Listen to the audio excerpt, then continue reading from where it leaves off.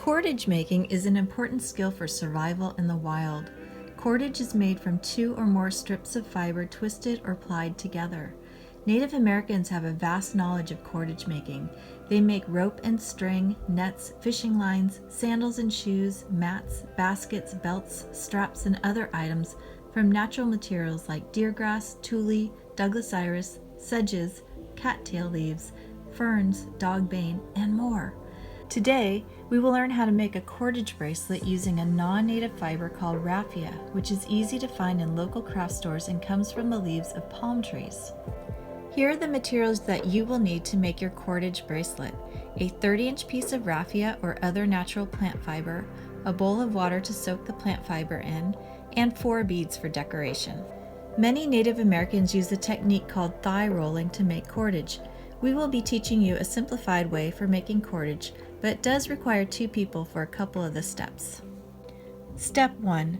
Soak your raffia in water for about 5 minutes before making your bracelet. Step 2.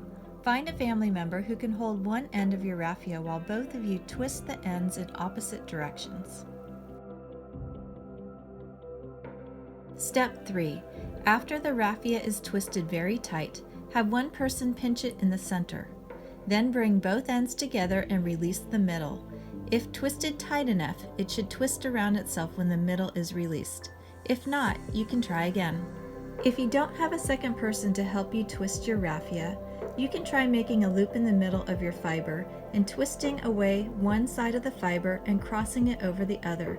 Continue twisting away and crossing over until you reach the end of the raffia.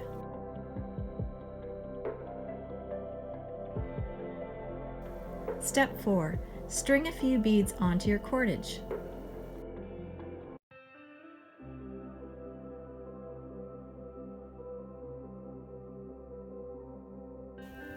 Step 5. Thread the loose ends of the cordage through the loop at the center fold. Step 6. Size the bracelet to fit over your hand, approximately 8 inches, noting the widest distance. Step 7. Thread a 4th bead on the end. Step 8. Tie an overhand knot once or twice to keep the bead from falling off. This bead can be used to tighten the bracelet. It also helps to lock your bracelet in place when you put it on. Step 9. Trim the ends of your bracelet with scissors if needed. Step 10. Enjoy wearing your new cordage bracelet.